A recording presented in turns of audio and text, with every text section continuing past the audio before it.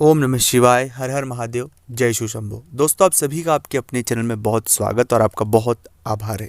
आपके मन में कुछ डर हमेशा बने रहते हैं, चाहे वो अपने बच्चे के एजुकेशन को लेकर हो, अपने पति को लेकर हो, पत्नी को लेकर हो, व्यापार को लेकर हो, नौकरी को लेकर हो। एक ऐसा डर जो सामान्य स्थिति से नहीं होता है, आपके मन में एक हमेशा भय। जब भी आप वो बात सोच लेते हैं तब आप खुद के मन में सहम जाते हैं। आपके मन में एक बहुत नकारात्मकता जगह बना लेती है। उस बात को सोचने के बाद आप उस बात से 2-3 दिन तक परेशान होते हैं, बहुत दिनों तक परेशान रहते हैं। ये चीज़ें अगर बार बार आपके जीवन में घटित हो रही है तो यह बात सीधी सी तय है कि आपके जीवन में इन सब चीज़ों का जो प्रभाव है वो किस ग्रह से हो रहा है वह तो मैं बताऊंगा ही सही, साथ में इस तरह की परिस्थिति से हमें कैसे बाहर आना है यह भी आपके लिए जानना ज़रूरी है। क्योंकि इस तरह की परिस्थिति अगर किसी भी जातक के साथ बार बार निर्मित होती रहेगी तो इसके परिणाम बहुत बुरे होंगे। और जो हम मन में सोच रहे हैं, जो चीज़ें हैं, इससे हमारी योग्यताएं कम होती है, इससे हमारे कॉन्फिडेंस लेवल कम होता है, इससे जो चीज़ें हम सही करना चाहते हैं वो सही चीज़ें सही नहीं कर सकते। तो हमेशा एक मन में अज्ञात डर, अज्ञात भय बना रहना, चीज़ों को लेकर, परिवार को लेकर, रिश्तों को लेकर, किसी भी चीज़ को लेकर एक भय हमेशा बना रहना, ऐसी परिस्थितियाँ किसी भी जातक के लिए बहुत घातक है दोस्तों। तो इस वीडियो में बहुत विस्तार से जानेंगे इस तरह की परिस्थितियों से कैसे हमें बाहर निकलना है, कौन से ग्रह इसके लिए दोषी होते हैं, कौन से ग्रहों के लिए हमें काम करना चाहिए, कौन से प्रयोग करना चाहिए कि इन परिस्थितियों से हम बहुत आसानी से बाहर आ जाएं। अगर अभी तक आपने चैनल को सब्सक्राइब नहीं किया है, चैनल से नहीं जुड़े हैं, तो आपसे एक छोटा सा निवेदन है कि चैनल को आप सब्सक्राइब करें, कमेंट्स में भोलेनाथ का नाम लिखें।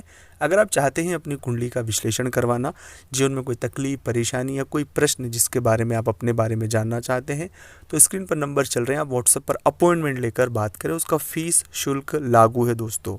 जन्म तारीख, जन्म समय, जन्म स्थान पता होना अनिवार्य है। जो भी आपके प्रश्न हो उनके जवाब आपको ज़रूर मिलेंगे। जब कभी भी ऐसी परिस्थितियाँ आपके साथ अगर निर्मित हो रही हैं, बार बार इस तरह का ज्ञात डर जो जीवन में बहुत हद तक आ रहा है, तो यह राहु और केतु की एक ऐसी जुगलबंदी है कि व्यक्ति को हमेशा भ्रम में रखती है। हम जो चीज़ें सोच रहे हैं वो सिर्फ कल्पना मात्र में है, उनका वास्तविकता में कोई लेना देना नहीं है। बार बार उस चीज़ों को सोचकर समझकर एक मन में वैसा ही डर बना के रखना, वैसा भय बना कर रखना, हमारे व्यवहार को उस तरह से ही व्यवहार करना जैसे मानो वो चीज़ हो चुकी है। इससे वर्तमान तो खराब होगा, एक अच्छा रिश्ता भी खराब होगा और जीवन में बहुत से स्ट्रगल झेलना पड़ेगा। तो कभी भी राहु के इस तरह के फेर आप किसी भी जातक के जीवन में पड़ता है तो उसे तुरंत राहु के जप करवा लेना चाहिए अपने लिए, या केतु के जप करवा लेना चाहिए।